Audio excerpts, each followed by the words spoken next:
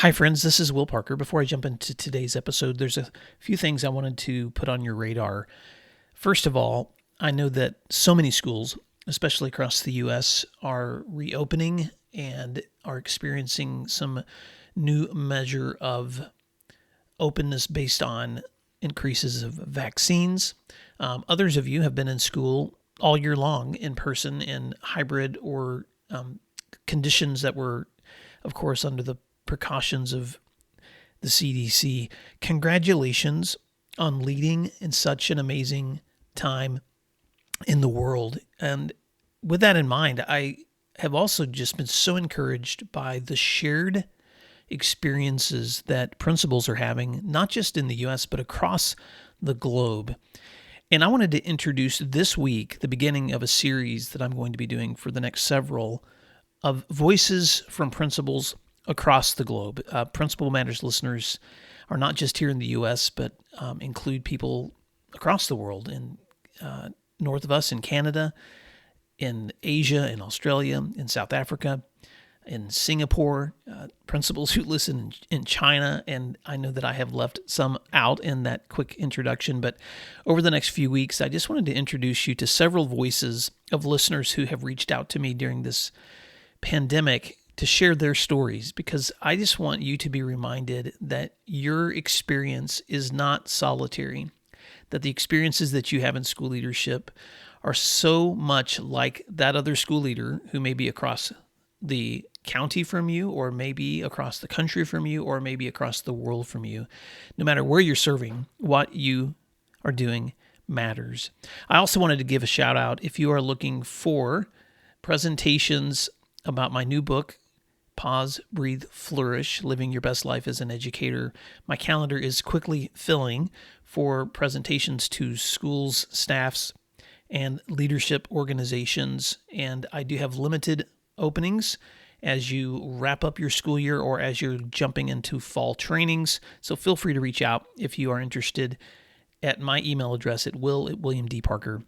I hope you enjoy this first conversation this week as we start this series on voices from principals across the globe. And I'll talk to you soon. Principal Matters Podcast, episode 238. Hi, friends. This is Will Parker, host of Principal Matters, the School Leaders Podcast, where each week I bring you inspiring, innovative, and imaginative ideas for your own school leadership. This week, we're talking about lessons from an Australian primary school with my special guest, Anne-Marie Maw. Anne-Marie Maw is principal of St. Agatha's Primary School, Clayfield, with 340 children from prep through year 6. Clayfield is in the northeast suburbs of Brisbane, which is the capital city of the state of Queensland in Australia. Prior to her appointment at Clayfield, she had been an assistant principal in several Catholic schools in Brisbane and Sydney for 18 years, and then several years teaching in Sydney and New South Wales. St. Agatha's is Anne-Marie's first principalship, and COVID hit when she was only a few months into that role. And in today's conversation, we're going to discuss lessons that she's been learning during a pandemic. Anne-Marie Maw, what a pleasure to have you on Principal Matters Podcast. First, just why don't you fill in the gaps on that intro and then tell listeners something they may be surprised to know about you. Sure thing. Thank you for having me, Will. It's wonderful to be here. As you said, I've been in Catholic education for over 20 years, and St. Agatha's School is my first principalship. Something that people might not know about me. I'm a pretty open book, I must admit. Something I do pride myself on, though, is I am a country girl. I grew up on a big sheep property in country New South Wales, and that's where I started my teaching career. So although I might look like a city mouse, I'm very much a country mouse. Oh, well, we have a lot in common then, because you know my background after having been a listener for a long time too, Anne-Marie. And so there's something about, there's something about living in the country that gives you a perspective. I don't know about your experience, but for me, it's hard for me to walk through any place that's connected to nature without just pausing and stopping and reflecting and trying to breathe in the beauty. Sometimes I get in trouble even in airports because I'll be mesmerized by a new airport that has just beautiful architecture, and I'll be that person that stops in the middle and is just staring up. And I know everyone looks at me like I'm an oddball, but I have to blame it on my upbringing. So I don't know if you've ever had any experiences like that. I have something similar where I'm fascinated with people watching, because growing up in a very small country town, going to places like airports or even in the middle of the city having lunch, you can't help but look around and just think, there are so many people in this world that I do not know. I had that same, yeah. And I had that same experience when I'm commuting. I start counting all the different cars I'm passing and thinking about all these people. Because where I grew up, the road for at least a couple of miles, I knew every single person and all their families, and I never had to knock to come visit. So those are great experiences. Well, let's talk about your own story. And Anne-Marie, I've been sharing a series of lessons at home and abroad from leaders who are also listeners outside the US. And so thank you so much for taking time, because I'm connecting with you in the afternoon of US time of the next morning for you where you are. So thank you for getting up early and having this conversation with me. But I would just love for Principal Matters listeners to hear a little bit more about your school. And then how were you able to unpack and provide quality learning for your school when the pandemic hit for you all where you live? Thanks, Will. Absolutely. The interesting thing about being principal of St. Agatha's, you would have heard in the intro, 18 years as an assistant principal. I felt like I was holding on to the side of the ice skating rink, not really game to jump into the pool that is known as principalship. And sure enough, I did. And a couple of months later, COVID hit. So that was incredibly scary. So during my first couple of months, I guess, I was watching the news all over the world, what was occurring. And Australia, because we're an island, as you know, Australia's an island tucked away. And quite often when there are phenomena in other areas, it doesn't always hit Australia. So it becomes one of those, oh, that's another country's problem. It becomes a news headline to us. But all of a sudden, those news headlines started creeping into our country. And as a brand new principal, I was in shock of what was happening, but I knew I had to act quickly. And I guess the big thing for me was there was a lot of uncertainty unfolding and there were a lot of questions being asked. And so what I needed to do was create certainty in the uncertain. And by doing that, it was around looking at, well, what can I be certain of? I can be certain that excellent learning and teaching will not stop at this school. I am certain our children's safety will be first and foremost. They were the things I could be certain of. So during those first couple of weeks in particular, I was searching news channels, reading the Queensland Health, state health reports, and also overseas, really looking at what was unfolding, realising there was a lot that was out of my control, trying to bring in what was in my control. So it was on the 26th of March that last year that the Queensland government announced that schools would be closing. We would have 1 week of professional learning days before our 2-week Easter break. And then in Queensland would be going into a 5-week lockdown. Now, no doubt there's people who are listening to this podcast at the moment going, 5 weeks, is that it?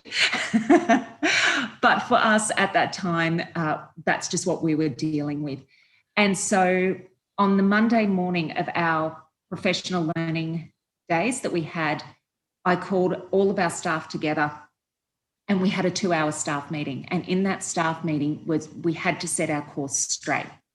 A few things I would not budge on. Excellent learning and teaching had to continue no matter what, regardless of context.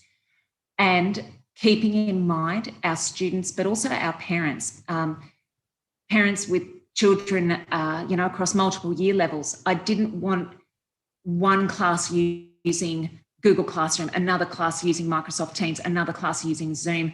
We had to get some consistency because, again, in the experience of something so uncertain, we needed to take out some of the factors and create some certainty. So what we did together as a staff was come up with a template that we would use for our daily plan, prep right through to 6. The exact same template was used.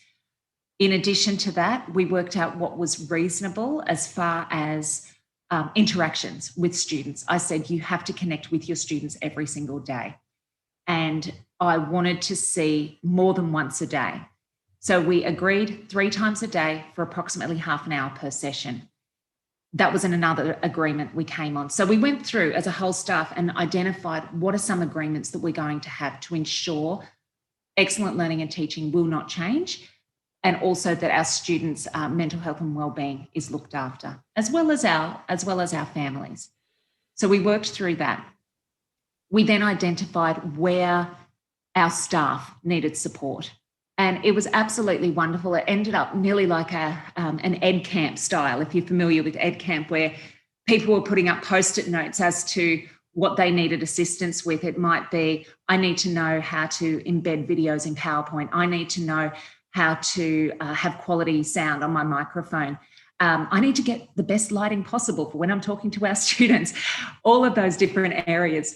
And we had people putting up questions on Post-it notes. Then we had other staff members saying, I can help with this, I can help with that. All of a sudden, we had like an Ed Camp style conference that was happening over the course of the next 3 days. That's what really brought us together. And I think that that was the thing that helped us. And throughout all of those weeks, because after that week, we went into 2 weeks holiday, which really weren't a holiday, because we were anticipating what was going to happen for the next 5 weeks. I think if we hadn't set that time to be very clear on our vision, very, very clear on what it is that we wanted and what was at the heart of this, I don't think we would have managed as well as we did.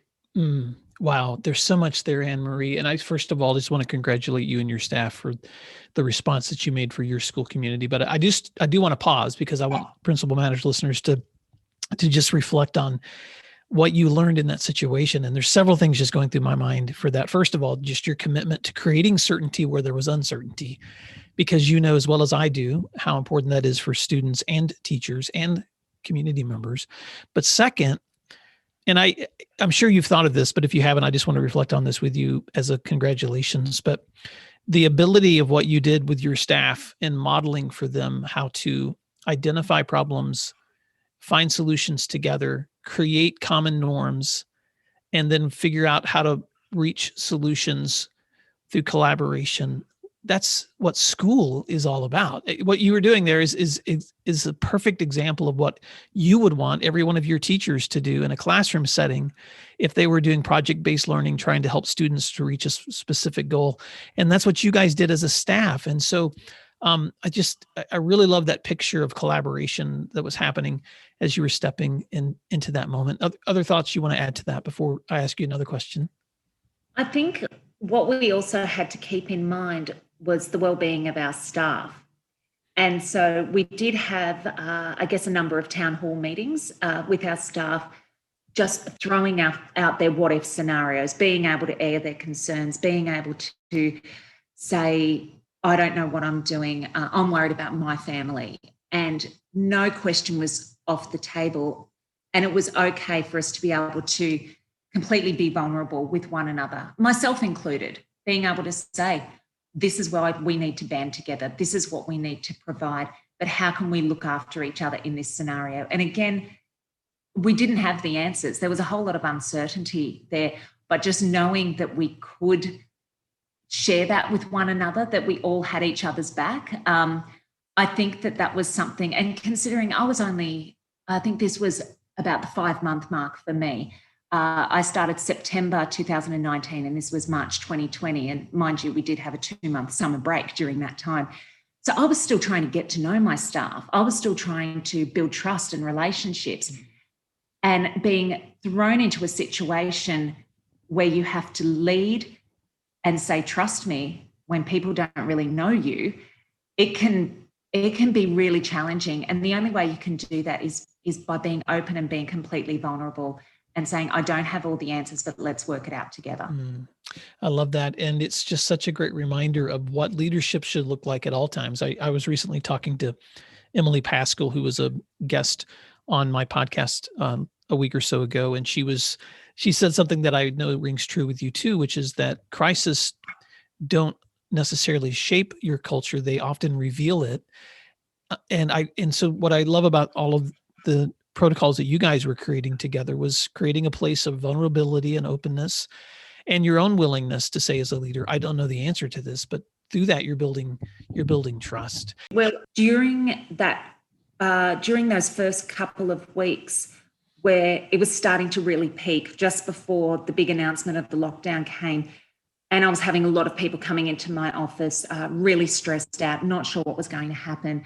A lot of people concerned about their jobs as well, husbands' jobs, wives' jobs, etc. In amongst all of that, I received the news that one of our beautiful parents, one of our mums at school, has 3 children at the school. She'd been diagnosed with a very aggressive brain tumour. Tell you what, nothing puts life into perspective like that. So I had to call the staff together before school one day. And this was probably, I think it was about 3 days before the government announcement of the lockdown. So there was a lot of rumbling and a lot of uncertainty. And I called everyone into the staff room and I told them that, this is a really tough time and everyone's uncertain. And this is the thing that makes or breaks a community.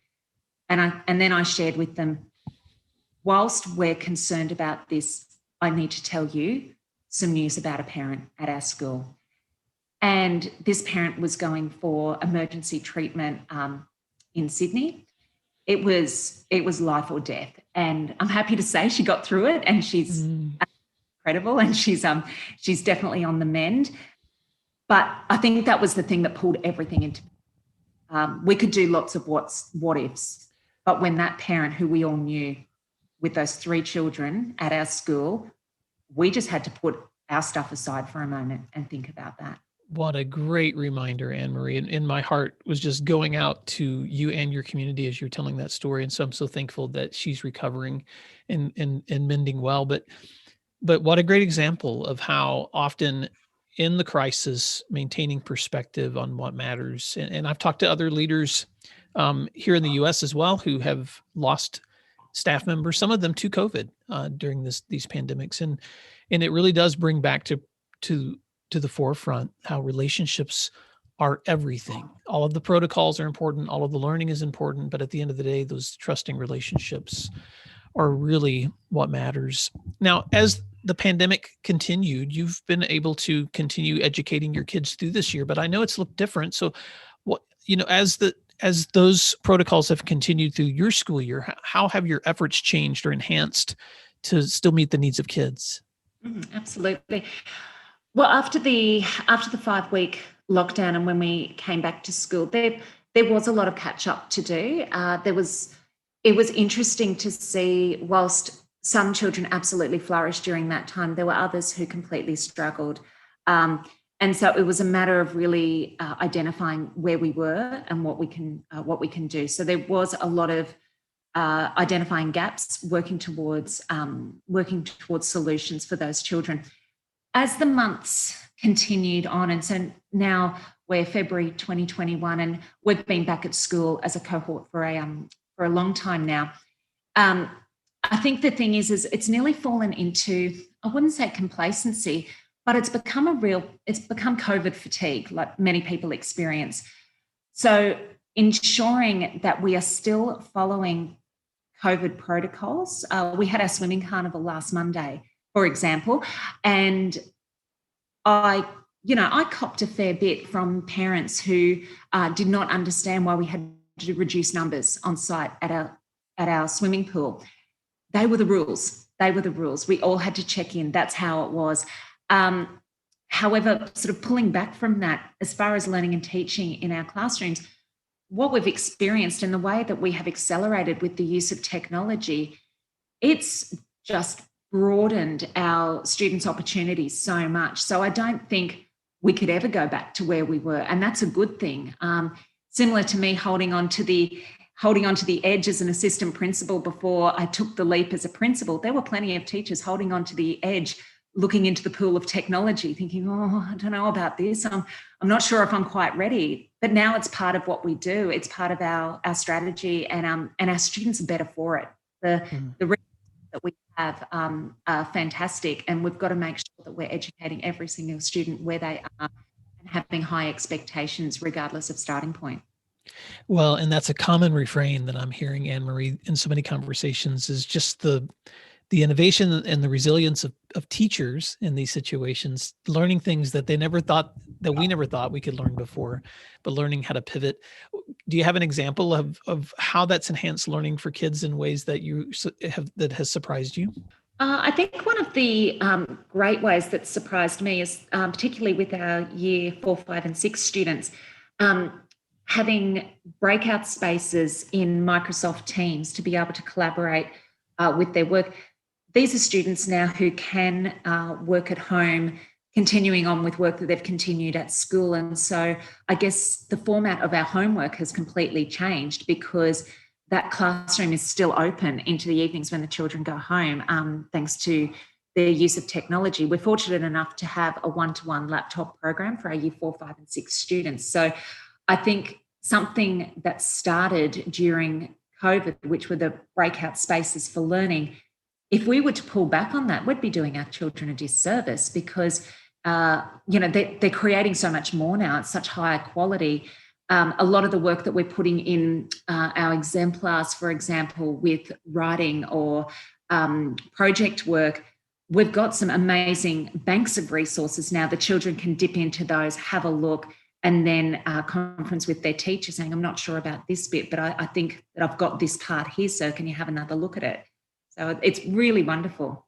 That is exciting. And you touched on this a little bit earlier, but I wanted to pause here for a second too, Anne-Marie, and just talk about the challenge of keeping parents connected or teachers encouraged through pandemic fatigue, because you're right, there's been so much fatigue among all educators. And so I'm just curious how this has changed the way you communicate or your own resolve in trying to stay connected to your families. Well, something that I found during the pandemic was, and a long time after we came back to school after our 5-week lockdown, I was making lots of video messages for our parents because I needed to make sure that there was a connection with my face rather than just reading things in newsletters or emails. And I would really urge school communities to continue doing that. Our staff did that as well, really well. A lot of the teachers were making little videos for parents or for our school community just to have. There's something so important about having a face-to-face. And even if that face-to-face is virtually, we're doing this right now, having a video chat. And I just think that you can, seeing a person, you feel like you're connecting. And I'm a really very strong community-minded person. And so to not have my community, not being able to have my community on site, I needed to make sure that I was reaching out to the community. Since we've come back on site, we started our year at the end of January, and we were able to have parents on site as long as they socially distanced. And it was amazing. It was so amazing. There was most beautiful energy on those first couple of days of school as parents were able to bring their children to school, say hello to their teachers, albeit with masks on or from a particular distance. But that made so much difference. There's so much energy that comes from being able to connect with one another. I love that, Anne-Marie. Now, I don't want to leave the room without this question to you, because some of the initial correspondence that we started through the podcast was after you had received and read through my newest book, Pause, Breathe, Flourish, Living Your Best Life as an Educator. So I wanted to just pause there because I know as I talk to school leaders, they're always curious what practices other leaders have in self-care. And so I just wanted to give you an opportunity to unpack what are some of the lessons you've been learning for yourself, for your family, for your own experience, either through that book or through your own actions. Absolutely.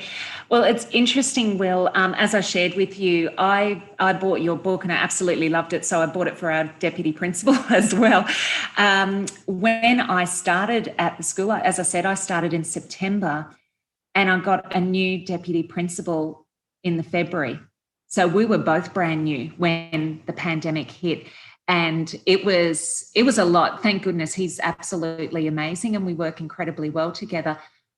But there were very long hours that were put in. And I know we both acknowledged at the end of the year that things were completely out of proportion as far as our workload was concerned. And we both made an agreement that this year was going to be different. I think being able to hold each other accountable is really great. But for me, Will, something that I really appreciated about your book is I do have a very strong connection with my church.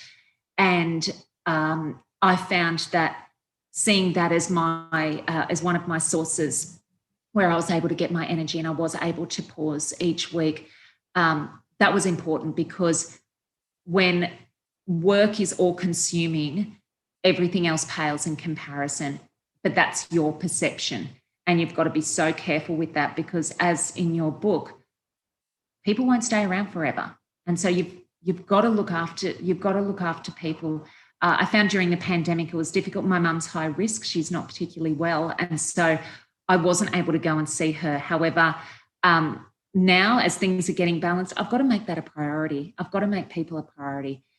I think for me, one of the big things is setting the alarm in the afternoon and saying, you know what, that's as much as I'm going to get done today, even though there is more to do. It is the black hole that is known as school.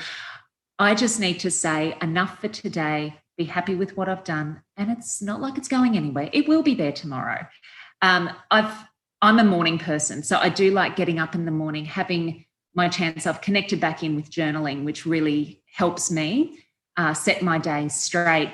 And then after my journaling and a bit of prayer time and thinking, I can then say, all right, I'm ready to start my day. If you don't set the boundaries, I read that, I think it was Atomic Habits, where they say, if you don't set the boundaries will be set for you. And so I think that we've just got to watch whether we're setting the boundaries or whether the boundaries are being set for us. And that's why I loved your book so much, Will. And I think that it's for anyone, but particularly for those deputy principals and principals in their first couple of years, make sure you read it and reread it. For my U.S. listeners, just so you know, a deputy principal is what we would call an assistant or a vice principal here in the U.S., but also in Australia, your school years begin with the calendar, unlike here in the U.S. where we start ours in the fall. And so it's always fun for me when whenever I make fall posts about the beginning of a new school year. Occasionally I'll get an email from an Australia friend who will remind me that no, the new school year begins with the new year. And so that's correct. so really that means you've been leading this pandemic for more than just one school year. And so it's been an interesting progression for you as well. And of course, that's been the same thing in the US.